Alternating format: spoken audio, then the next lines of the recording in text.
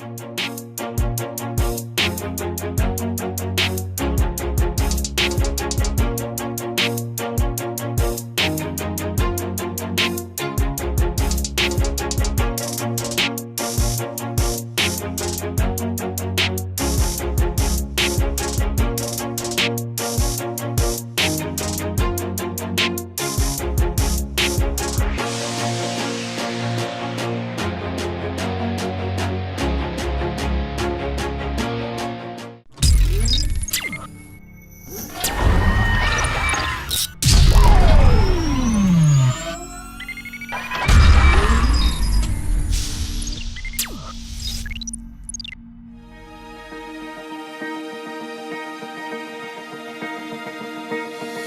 are all very powerful women. You have excelled yourself in your respective fields.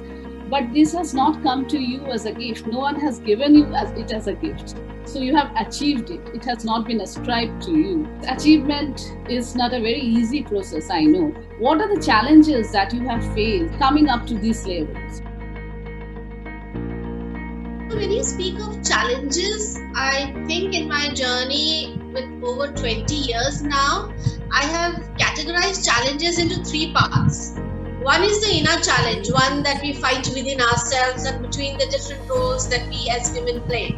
Maybe as a mother, as a wife, as a daughter, as an in-law, and then doing justice to ourselves, where constantly you have to do the balancing act where you want to put the mother first, sometimes you want to put the daughter first, and sometimes you want to put yourself first, and it's not very easy to put yourself first because that's when the internal guilt kicks in.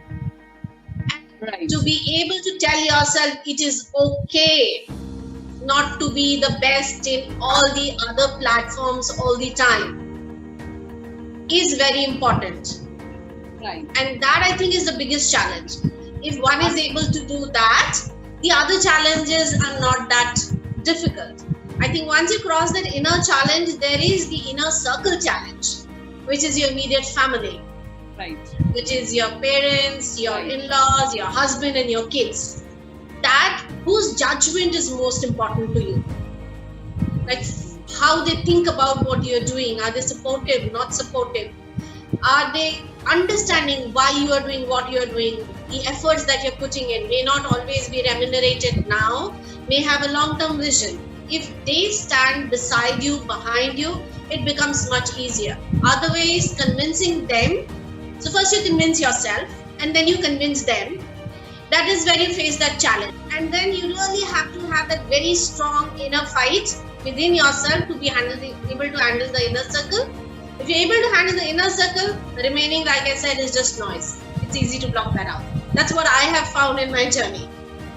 So if I ask you, you had been one of those lucky women that you had been able to handle your challenges within the inner circle.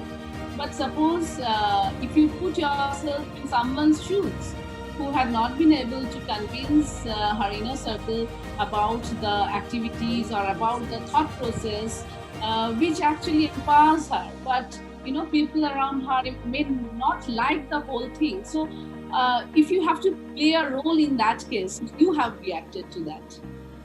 I think that is where the role of the mentor comes. To have somebody who will give you the strength to fight. Sometimes it's not easy. Everybody is not very self-motivated. Every performer needs a coach or guide, even the best performer, be it in sports, be it in corporate world. The same happens with our lives also. So if you're self-motivated, you're really lucky, that is wonderful. Otherwise, you really need a guide who can tell you how to tactically deal with the situation. How to be gentle but yet assertive. And as people or as women in power, we become more responsible because with great power comes great responsibility to provide that guiding light, to provide that platform where the people who do not have that strong inner voice to know that there is a helping hand there who will help them cross that bridge, who will help them channelize or who will put the strength behind them to fight that fight. Absolutely. My journey till now maybe has been a little different. I was very clear in terms of what I wanted to do in life. And, you know, like Surekha said, that it's okay to think about yourself. I think I kept telling myself that quite frequently, that it's okay, it's fine. If I'm fine, I'm going to be able to make other people fine. If I'm not fine, it's not going to work simply. All right. So that's one thing which I very easily could do. I would not say I did not have inner conflict. I did, but I did not go seeking, acknowledgement or seeking acceptance from a lot of people. That's possibly just not the way I am. Okay, technically, if I'm convinced, I'm going to put forward my views and see whether I succeed at that. I'm okay to fail, by the way. All right, I'm fine. If I've taken a wrong decision, I've stood by it through and through and said, okay, I was wrong. But unless you take that decision, or you choose to make a decision, you never know if it's right or wrong. So at a personal level, challenges have been huge, which are not really coming from a point where you are prohibited from working or anything like that. No, the challenges have been in different forms. Now, the first learning that I received and the biggest learning that I have had till now is that it's the faster you accept challenge, and say, okay, this is what the reality is, the faster it is for you to align yourself and try to start thinking. The more you go into the mode of why me and why this and why that and why not something else, that's when you are making your own journey a little bit difficult. Okay, so you say, okay, this is what it is right now, and I'm going to try and see what I can do to make it better. And the same thing kind of gets reflected in your professional life as well. So if I were to go back and tell you that I did not have struggles in my professional life, that's going to be a total lie. Immense amount of issues, struggles. I will not say gender stereotyping, however, something which resonates with me, and with this International Women's Day's slogan of I choose to challenge. I actually choose to challenge the systemic discrimination that women let out to other women.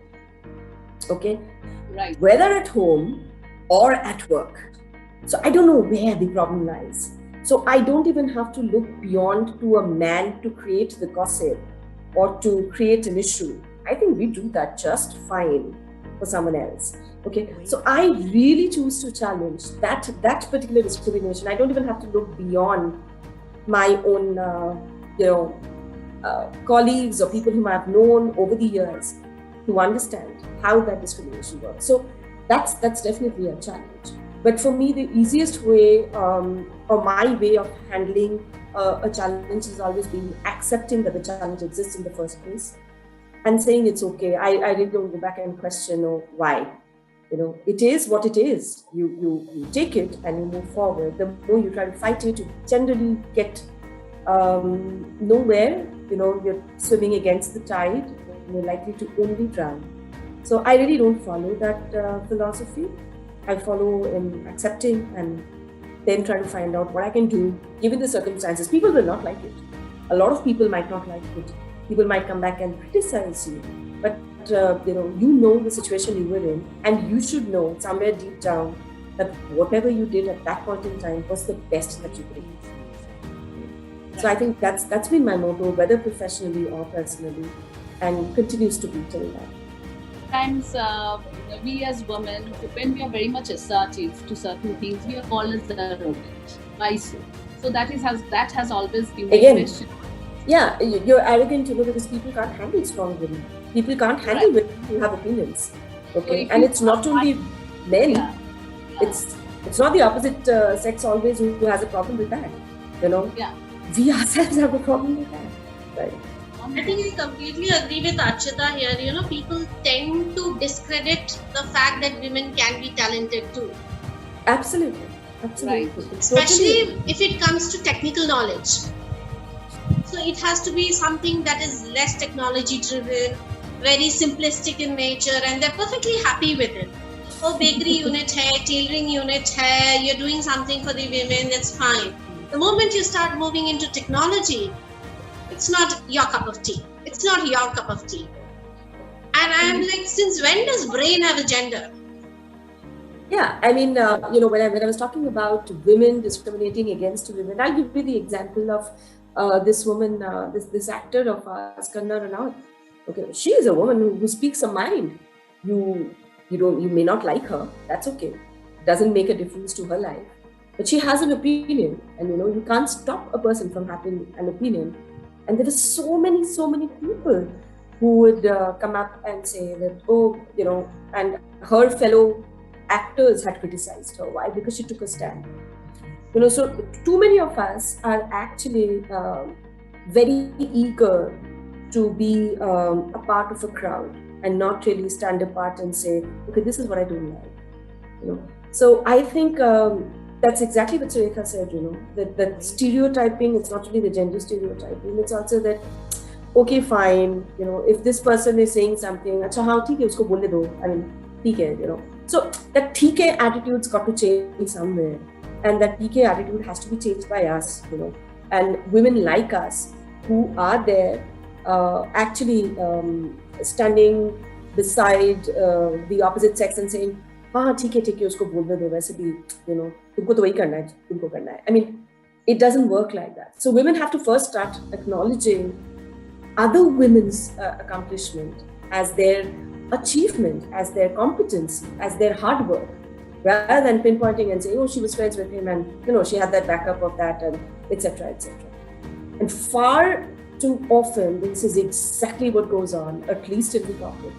And not only in the corporate, if you actually come to the home front, you see that in your extended families happening as well. The moment a new person comes into the family, a new bride or something, 2 months down the line, someone's going to criticize her for not cooking the meal properly or not folding the clothes. Something or the other is always going to come up. And it's always a woman, invariably. So we really don't have to get and the opposite sex to put you down. We do that quite well. Factor which that is the physical strength or physical we still consider all this behind this discrimination 2-3 key factors are the safety security concern of a female employee and the physical strength or physical activity. So because CSR field needs lot of field visit or field exposure. So that is one thing that in my career I face, not only in my professional life but also in my personal life. My father was very much concerned when I took up this career, and I used to stay in Delhi and I used to visit in HP, UP, all those places. So my father said, why after doing MBA in HR you joined CSR and doing all this activity? So that was kind of thinking, it was not that they were very much well-wisher of mine, but their concern was the safety security.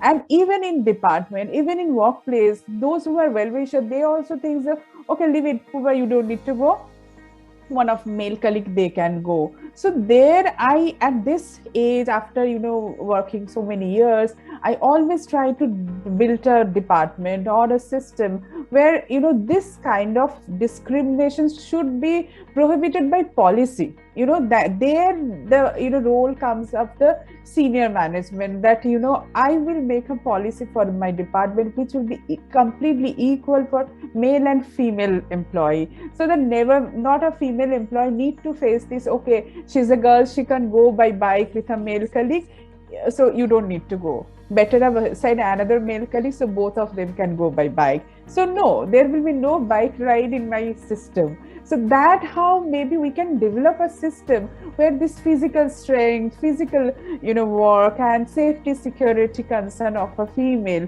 should not come. Because now maybe that is one thing we try to criticize or discriminate female employees in one hand, and on the other hand very responsible companies, they also they have a concern for their female employees. That also from out of their concern, sometimes we try not to give the best exposure to our female employees. So that is some way I believe I face these challenges in my career, and now I'm trying how soberly with the right compliances, right policy, I can reduce this discrimination, so that my next new joinees, next generation, they don't need to face that.